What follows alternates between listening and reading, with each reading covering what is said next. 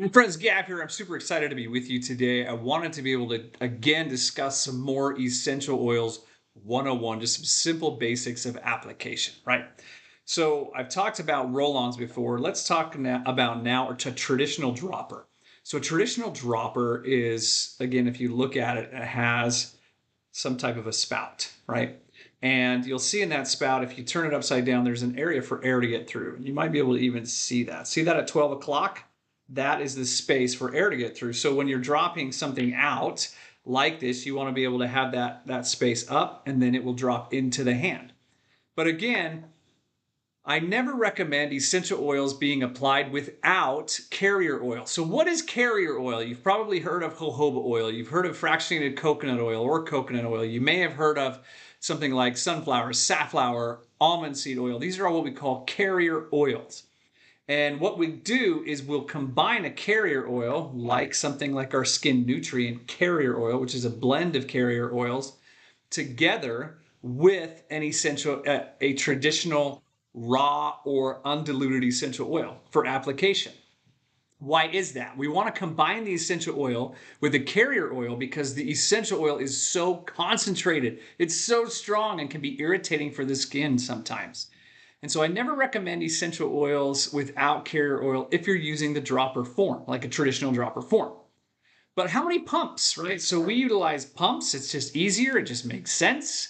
And so I like to, if you're brand new to essential oils, you don't exactly know how your skin's going to react. And so we want to start off with very little. So I'll take a pump like this and I will just put in a couple different pumps. So this is a brand new bottle. So one pump, two pump, and now you'll see a little bit of how much is in there. And then I'll just take a drop, just like that. I got two in that one.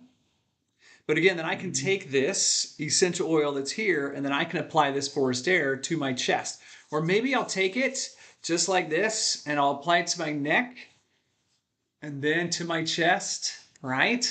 And I want these areas to stay open and to get, wow, that opening and refreshing scent, right? From the forest, hence the forest air, right?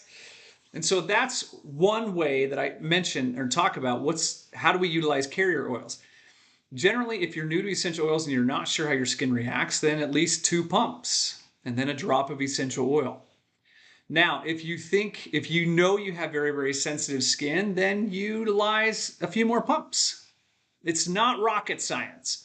All you're trying to do is understand how many pumps of carrier or how many drops fit so that your skin doesn't get irritated. What does irritated skin look like? Irritated skin will have some redness after a few minutes, maybe even a couple hours. And that's the body just saying, hey, I need more carrier oil. Now, irritation to the skin is very different than an allergic reaction, right? With pure essential oils, we generally don't see an allergic reaction unless somebody continues to utilize pure essential oils neat or without dilution for a long period of time, okay? So when we talk about these concepts of with carrier oil, without carrier oil, I recommend you always apply an essential oil with carrier oil. Roll-ons, like I've talked about in the past, will have some dilution or carrier oil mixed.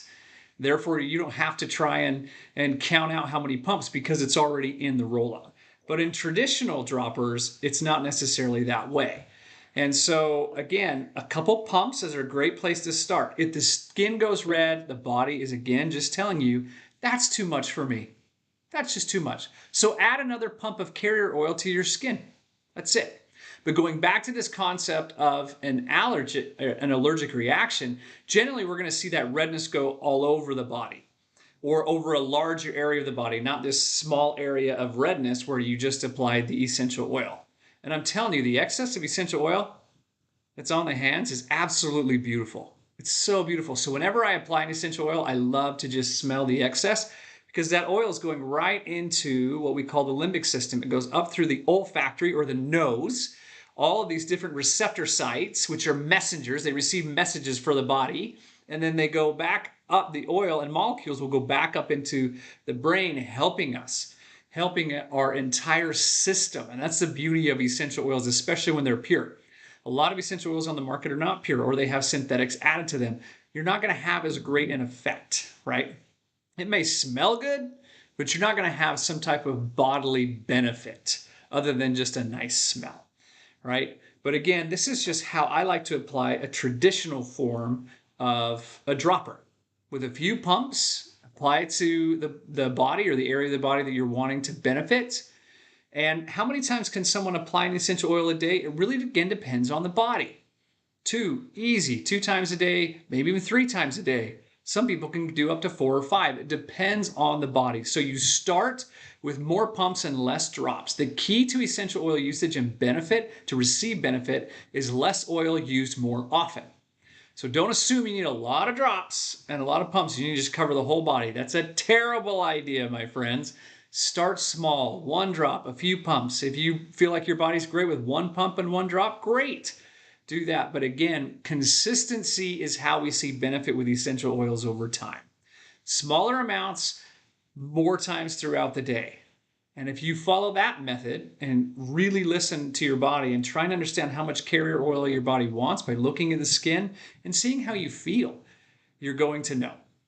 That's a great tip for you. Just work through it and your body will get to know the essential oils and you'll get to know your body better throughout this entire process. My friends, Gav here at Restore Hope Oils. Keep smiling, and I'll talk to you soon. Please remember that the information regarding the application and use of the products in this presentation should only be viewed as an educational resource. Products mentioned in this video have not been evaluated by the Food and Drug Administration.